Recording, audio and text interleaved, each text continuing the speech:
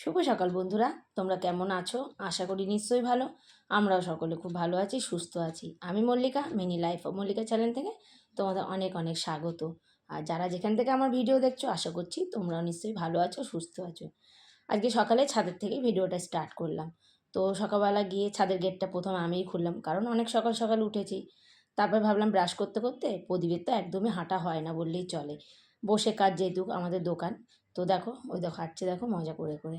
যাই হোক, দুজনে একটু হাঁটাহাঁটি করে একটু কথা টথা বলে টলে তারপরে নিচে যাব। তো বেশ ভালোই লাগছে সকালবেলার ওয়েদারটা, গায়ে রোদও লাগছে না। আর ওকে কিছু গাছগাছালি আবার দানা ফেলেছে, উঠেছে, তো সেগুলোই আমি ওকে একটু দেখিয়ে দিলাম। পায়রার জলটা দেখো, যখন খায় না দেখি আমি দিয়ে যাই, ভীষণ শান্তি লাগে। ও এসে জল খেয়ে যাচ্ছে, জল খাওয়াটা খুব দরকার। আর তোমরাও কিন্তু ছাদে, তোমাদের ব্যালকনিতে, বারান্দায় এরকম বাটি করে গরমকালে বিশেষ করে একটু জল রেখো। জানি এখন সবাই রাখে, আমিও রেখে যাই। আমি কিন্তু অনেকবার এসে আবার মানে দেখেও যাই। আর দেখো, ওদের সঙ্গে এত পরিচয় হয়ে গেছে না, ওদেরকে তাড়ালেও উড়ে না। পায়রার কাছে কিন্তু গেলে উড়ে যায়। তো যাই হোক, ওই একটুখানি ওদের সঙ্গে হাঁটাহাঁটি করে তারপর চলে আসলাম চা খেতে, নিচে চলে আসলাম। ভাবলাম চাটা খেয়েই আজকে কাজকর্ম শুরু করে দিই, কারণ চাটা খেয়ে নিলে কী হবে বলো তো, আলাদা একটু এনার্জি পাওয়া যায়, এই আর কি। আর এই ভিডিওটা কিন্তু রবিবারের, তো একটু লেট হয়ে গেল ছাড়তে, সবটা সামলে উঠতে পারি না। তো যাই হোক, আমার হাজব্যান্ড আমাকে এটাই বলছে, বসো তাড়াতাড়ি চা খেতে। তো চাটা খেয়ে এবারে কর্মে লেগে পড়লাম। কর্ম বলতে আগে তো বিছনাপাটিটা তুলতেই হবে। অন্য দিন তো মানে ঘুম থেকে উঠেই বিছনা থেকে পা নামে বিছনাটা ঝেড়ে নিই। তো আজকে যেহেতু ছাদে চলে গেছিলাম, আর দেখো রাত্রিবেলা করে কিন্তু আমি দুখানা চুল বেঁধেই শুই। সকালে উঠে আর ফ্রেশ হই না, ওই ব্রাশটা করি আমি, তারপরে করি, ব্রাশটা করে নিই, তারপরে কাজকর্মে হাত দিই, কারণ আমি একেবারে স্নান করে নিই। আর আজকে চাটা বর করেছে যেহেতু, বাসি কাপড় ছাড়ার আর কোনো দরকার পড়েনি। তো তারপর বিছনাটা ছেড়ে পরিষ্কার করে নিয়ে বড় মেয়ে যাবে ড্রয়িংয়ে, ওর আঁকাটা দেখো দেখাচ্ছি। আবার নতুন করে ড্রয়িংয়ে ভর্তি হয়েছে মেয়ে। তো ওর খাতাপত্রগুলো গুছিয়ে হাতের কাছে রাখলাম, বেরিয়ে পড়বে টাইম মতো। তো কী বলো তো, যখন লকডাউনে না সব কিছুই মোটামুটি বন্ধ হয়ে গেছিলো, আবার নতুন করে ভর্তি হয়েছে মেয়ে আঁকাতে। তো ছোটো মেয়ে আর ভর্তি হয়নি, কারণ ওর সময় হচ্ছে না। তারপর আজ যে সোফার পিছনে যেন অনেক ময়লা ছিল, খুব কষ্ট করে সোফাটাকে টেনে আমি পরিষ্কার করেছি। সেটা দেখাইনি কতটা ধুলো ছিল, তোমাদের এই টেনে সরাচ্ছি এটাই দেখাচ্ছি। অনেক ধুলো ছিল, জমেছিল পিছনে। যাই হোক, এটা এমনি খুব একটা ভারী না, শুধু ওই জিনিসপত্র স্টোরেজে থাকে তো সেই কারণে একটু ভারীটা বেশি হয়। আর হাতে ব্যথাও লেগেছে জানো তো, সেই ব্যথা এখনও ভোগ করছি। যাই হোক, পরিষ্কার টরিষ্কার করে নিয়েছি। আর প্রদীপ যেহেতু গেছে একটু বাইরে, সেই কারণে আমি কাজটা ঝটপট করে করতে পেরেছি। তারপরে ঘরটা একটু মুছে নিলাম, ডাইনিংটা মানে একটু হাত দিয়ে মুছছি, যেহেতু পরিষ্কার করেছি একটু চেপে চেপে মুছে নেবো। আর ঘরটা হচ্ছে লাঠি দিয়ে মুছবো।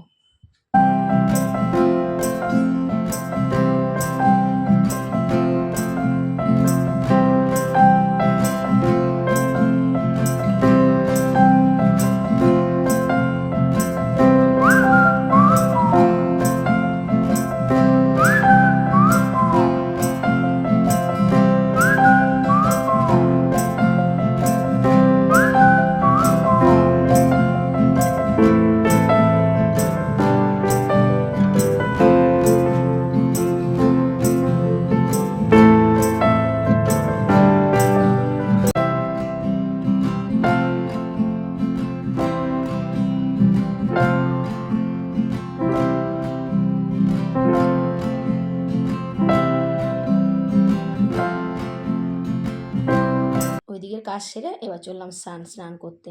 অনেকটা কাজ কমপ্লিট হয়ে গেছে, আর যেহেতু এক্সট্রা কাজ করেছি না, টিফিন করার আর সময় পাইনি। তা প্রদীপ কচুরি নিয়ে এসছে, জিলাপি নিয়ে এসছে। আমার খুব একটা কচুরি ভালো লাগে না, আমি আর খাইনি, আমি ছাতু মুড়ি খেয়ে নিয়েছি। তো মেয়ে যেহেতু ড্রয়িংয়ে বেরাবে, ওই যে আমার বোনের মেয়েও এসে গেছে, মিলি, ও কিন্তু খায়নি, খেয়ে এসছে। আমি দেখো বারবার বলছিলাম কিন্তু।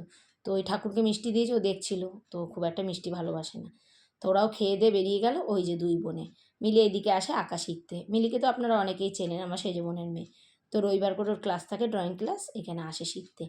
তো ওর বাপি একটু ছেড়ে দিয়ে আসছে, কারণ বড় মেয়েটার পাটা খুব যন্ত্রণা করছে সেই কারণে। তারপরে মাংসটা আগের দিনই এনে রেখেছিল, ফ্রিজে রেখে দিয়েছিলাম ধুয়ে। তো ভাবলাম মাংসটা আগে বার করে নিই, তারপর রান্নাবান্না শুরু করে দিই। আজ একটু চাটনি করব, রাইস করব, আর মাংস করব। আর সেরকম কিছু তামঝাম করবও না, কারণ রবিবারে না অত কিছু রান্না করতে ভালো লাগে না। মনে একটু কাজ কম করব, একটু বসে থাকবো, গল্প করব, এই মনে হয়। কিন্তু তার হয় কোথায় বলো, আমাদের যারা আমরা সংসারে কাজকর্ম করি আর যাদের একার সংসার, একদমই হয় না। ওদিকে চাটনি নামিয়ে রাইসের মানে গাজর বিনস যেরকম করে ভাজে সেরকম করে ভেজে সেটা রেডি করে নিয়ে এবার মাংসটা কষাতে বসিয়ে দিলাম।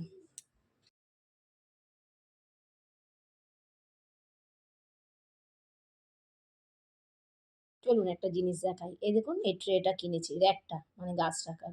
কিছু গাছ আমি কিনেছি, কিনে দিই মানে ওই ভাই দিয়েছে। তো এই সেরামিকের ইয়েগুলো ছিল, এখানটা একটু লাগিয়ে দিলাম। দেখো তো খুব সুন্দর লাগছে না? ওইদিকে মাংসটাও রান্না হচ্ছে, ভাবলাম এই কাজটা করে নিই। অনেকদিন ধরে এনে রেখেছিলাম, করা আর হচ্ছিল না। এদিকে মাংসের ঝোলও আমার ফুটে গেছে। আজকে একটু মাখো মাখো করছি, যেহেতু রাইসের সঙ্গে খুব একটা ঝোল ভালো লাগে না। রান্না সেরে চলে আসলাম গ্যাসটা পরিষ্কার করে নিতে। আমি আগে কসবাইট দিয়ে একটু ঘষে নিই, তারপরে ন্যাকড়া ভিজিয়ে ভিজিয়ে বারবার যতক্ষণ ফেনা থাকে ততক্ষণ কিন্তু আমি ভালো করে একদম ক্লিন করে নিই।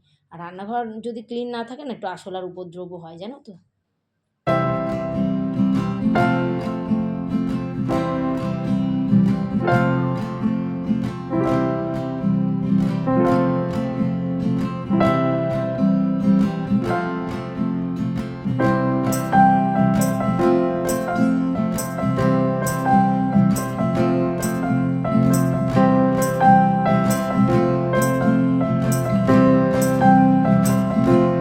চলুন বিকেলবেলা এখন গুছিয়ে নিয়েছি, যাচ্ছি মানে কোথায় যাচ্ছি না যাচ্ছি মানে সেখানে গিয়ে তোমাদের দেখাবো।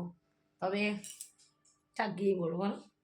গুছিয়ে নিয়েছি, তো চলো এখন মেয়েরা থাকবে, আমি আর প্রদীপ বেরাচ্ছি। আজ রবিবার, আজকে কিন্তু ঘোরাঘুরি কিচ্ছু করতে যাচ্ছি না। একটা ইম্পর্টেন্ট দরকার। হ্যাঁ, তো তোমাদের ওখানে গিয়ে একটু শেয়ার করবো ভাবছিলাম, আগেই ব্লগে শেয়ার করব কিন্তু করছিলাম না, কিন্তু এটা করাটা খুব দরকার, তাই ভাবলাম আজকে একটু এই ব্লগেই আমি শেয়ার করব। তো চলো বেরানো যাক, সন্ধে হয়ে মানে হতে চললো, হয়ে আসছে, মেয়েরা সব থাকছে। চলো রাস্তায় যেতে যেতে কথা হবে। রাস্তায় যেতে তার কথা বলতে হবে না। চলো। এই যে একটুখানি জিনিস নিয়ে নিয়েছি, মানে যেখানে যাচ্ছি তাদের বাড়ির জন্য একটু খাবার দাবার নিয়েছি। এই হেলমেট নাও, মেয়েরা থাকলো, বেশিক্ষণ থাকবো না, যাবো আর আসবো। হ্যাঁ,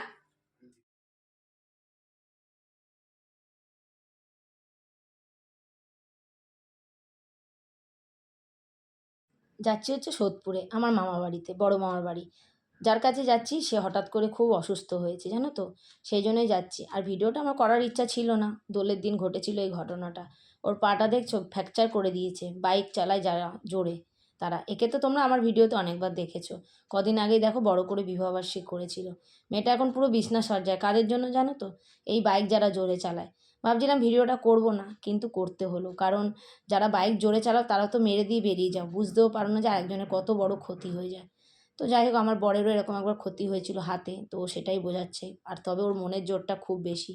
ভাইও প্রচণ্ড মানে চিন্তিত আছে, বিছনায় পড়ে গেছে 6 মাস পুরো বিছনায়, মানে টয়লেট থেকে পটি থেকে সবটাই করছে। দেখো কি অবস্থা মেয়েটার। তো আমি আরেকবার তোমাদের মানে জোর হাত করে বলছি, তোমরা একটু যারা বাইক জোরে চালাও একটু আস্তে চালাও, তোমাদের ক্ষতি হয় না, হয় আশেপাশের লোকদের। দেখো তো কী অবস্থা মেয়েটার। যাই হোক, এই ভিডিওটা তাহলে আমি এখানেই শেষ করলাম। পথে যেতে যেতেই তোমাদের নিশ্চয়ই ভালো লেগেছে, ভালো লাগলে লাইক করো, কমেন্ট করো, শেয়ার করো, চ্যানেলটি সাবস্ক্রাইব করো, আমার পাশে থেকো। টাটা।